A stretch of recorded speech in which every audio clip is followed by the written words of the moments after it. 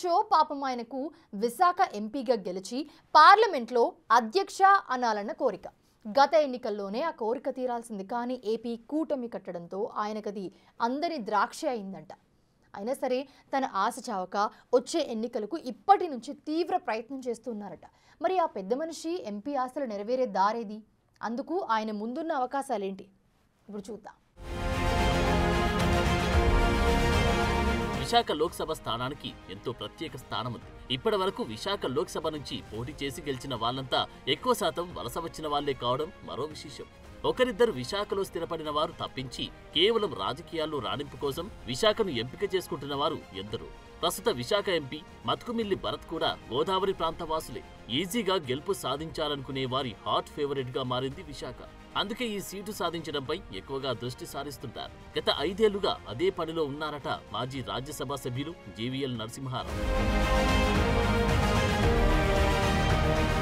2019 నుండి 2024 ఎన్నికల మధ్య సమయంలో ఇటు బీజేపీ కార్యక్రమాలతో పాటు అటు తన సొంత ఇమేజ్ని పెంచుకోవడంలో భాగంగానే విశాఖ వేదికగా ఎన్నో కార్యక్రమాలు చేపట్టారట జీవీఎల్. గత 20 ఏళ్లుగా విశాఖ ఎంపీగా గెలిచిన వారంతా బయటవారే కావడంతో జీవీఎల్కు విశాఖ ప్రేమ వీడడం లేదట.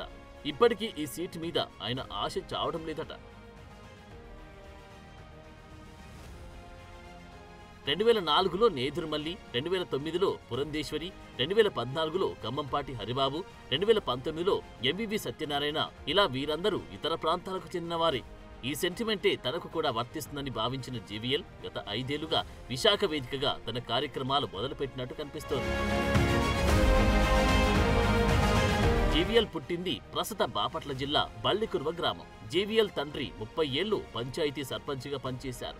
తండ్రి నుంచి వచ్చిన ఈ వారసత్వమే జీవీఎల్కి రాజకీయాలపై ఆసక్తి పెరిగేలా చేసి ఉండొచ్చని అంటారు. జీవీఎల్ ఉన్నత చదువులు గుజరాత్లో జరగ్గా ఆర్ఎస్ఎస్ భావజాలం ఎక్కువన్న జీవీఎల్ గత కొన్నేళ్లుగా బీజేపీలో కొనసాగుతున్నారు.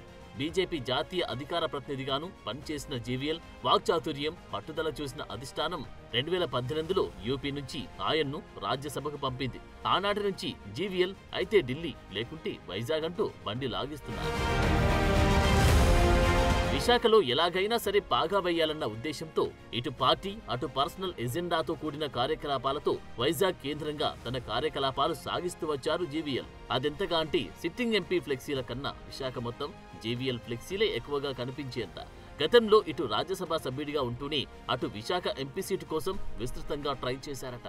ఏపీలో కూటమి ఏర్పడడం వల్ల ఈ ఛాన్స్ టీడీపీ నుంచి భరత్ ఎగిరేసుకుపోవడంతో జీవీఎల్ ఆశలు అడియాశలయ్యాయట. ఎన్నికల తర్వాత గత 7 నెలల్లో కొంత రాజకీయాలకు దూరంగా ఉంటూ ఢిల్లీకే పరిమితమవుతూ వచ్చారాయన. ఎప్పటినుంచో విశాఖపై మనసు పారేసుకున్న మాజీ ఎంపీ జీవీఎల్ తిరిగి యాక్టివ్ అయ్యారట. 2029 ఎన్నికలకు ఇప్పటినుంచి ఆయన గ్రౌండ్ ప్రిపేర్ చేసుకుంటున్నట్టు తెలుస్తోంది.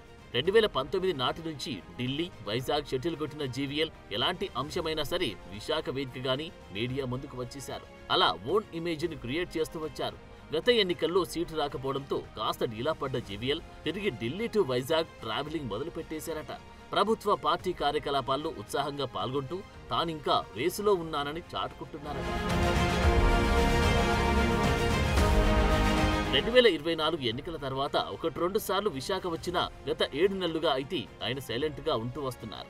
అయితే వైజాగ్ స్టీల్ ప్లాంట్ కి కేంద్రం 11,400 కోట్లు ఎప్పుడైతే కేటాయించిందో ఆ మరుక్షణం నుంచి విశాఖలో వాలిపోయి బీజేపీ స్టీల్ ప్లాంట్ కోసం ఇస్తున్న నిధులు, ఇతర సహాయ సహకారాల గురించి వివరిస్తూ తన పాత పద్ధతి మొదలు పెట్టేశారట.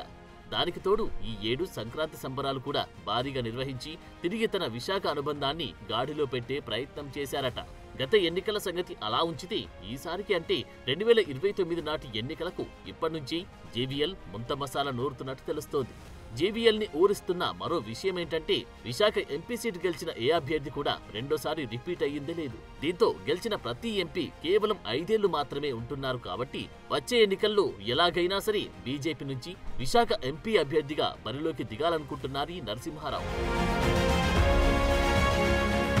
గతంలో ఏపీకి ప్రధాని ఎప్పుడొచ్చినా ఆ ప్రసంగాన్ని తెలుగులో అనువదిస్తూ జీవీఎల్ మోడీకి దగ్గరగా మసులుతూ వచ్చారు. ప్రస్తుతం కూటమి ప్రభుత్వం ఉండడంతో కేంద్ర మంత్రిగా ఉన్న రామ్మోహన్ నాయుడు జీవీఎల్ జాబ్ కొట్టేశారు. దీంతో జీవీఎల్ కి మోడీకి మధ్య రామ్మోహన్ అనే అడ్డంకి ఏర్పడ్డట్టు కనిపిస్తోంది. ఇవన్నీ అలా ఉంచితే ఇటు బీజేపీ అగ్రనాయకత్వంతో పాటు అటు ఆర్ఎస్ఎస్ పాత పరిచయాలను వాడి ఎలాగైనా సరే 2029 విశాఖ ఎంపీ సీటు కొల్లగొట్టాలని చూస్తున్నారట జీవీఎల్. ఇప్పటినుంచే జీవీఎల్ చేస్తున్న ఈ ప్రయత్నాలు ఎంతవరకు కలిసి వస్తాయో తెలియాలంటే కొన్నేళ్ల పాటు ఎదురు చూడాల్సిందే అంటున్నారు కమల్నాథులు.